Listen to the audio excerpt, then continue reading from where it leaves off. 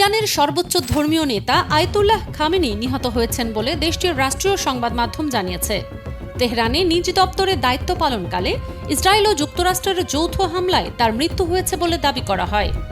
রাষ্ট্রায়ত্ত first news agency ও Tasnim news agency এ তথ্য নিশ্চিত করে ৪০ দিনের রাষ্ট্রীয় শোক ঘোষণা করেছে। আয়াতুল্লাহ খামেনি ইরানের সর্বোচ্চ ধর্মীয় ও রাজনৈতিক নেতা। তিনি ১৯৮৯ সাল থেকে ইসলামী প্রজাতন্ত্রের শীর্ষ পদে দায়িত্ব পালন করে আসছিলেন। ইসলামী বিপ্লবের সংহতি রুহুল্লাহ খোমেনির মৃত্যুর পর তিনি সর্বোচ্চ নেতা হিসেবে দায়িত্ব নেন এবং প্রায় ৪ দশক ধরে ইরানের নীতি, রাজনীতি ও কৌশল নির্ধারণে কেন্দ্রীয় ভূমিকা রাখেন।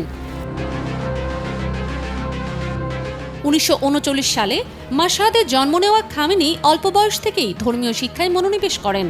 কোমে অবস্থানকালে শাহবিরোধী আন্দোলনে যুক্ত হন এবং একাধিকবার গ্রেপ্তার ও নির্বাসিত হন। ১৯৭৯ সালের ইসলামী বিপ্লবের পর তিনি রাষ্ট্রীয় নেতৃত্বের মূলধারায় উঠে আসেন।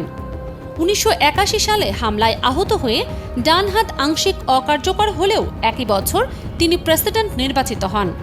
ইরান ইরাক যুদ্ধের কঠিন সময়ে দেশ পরিচালনা করেন তিনি। সর্বোচ্চ নেতা হিসেবে দায়িত্ব নেয়ার পর ইসলামিক রেভলিউশনারি গার্ড কর্পসকে শক্তিশালী প্রতিষ্ঠানে রূপ দেন এবং পশ্চিমা নিষেধাজ্ঞার মুখে প্রতিরোধ অর্থনীতি নীতি অনুসরণ করেন। তার শাসনামলে ২০১৫ সালে পরমাণু চুক্তি joint comprehensive plan of action স্বাক্ষরিত হয়, যদিও পরে যুক্তরাষ্ট্র সরে দাঁড়ায়।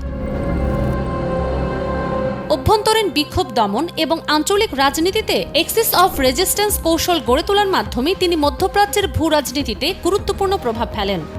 দেশের ভেতরে ২০০৯, ২০১৯ ও ২০২২ সালের বিক্ষোভ দমনে কঠোর অবস্থানের কারণে মানবাধিকার প্রশ্নে সমালোচিত হন তিনি। সমর্থকদের কাছে তিনি ইসলামী বিপ্লবের রক্ষক, আর সমালোচকদের কাছে কঠোর শাসক। ধর্মীয় নেতৃত্ব, রাজনৈতিক কৌশল এবং আঞ্চলিক প্রভাব সব মিলিয়ে আয়াতুল্লাহ আলী খামেনি ছিলেন আধুনিক ইরানের সবচেয়ে প্রভাবশালী ও বিতর্কিত ব্যক্তিত্বদের একজন।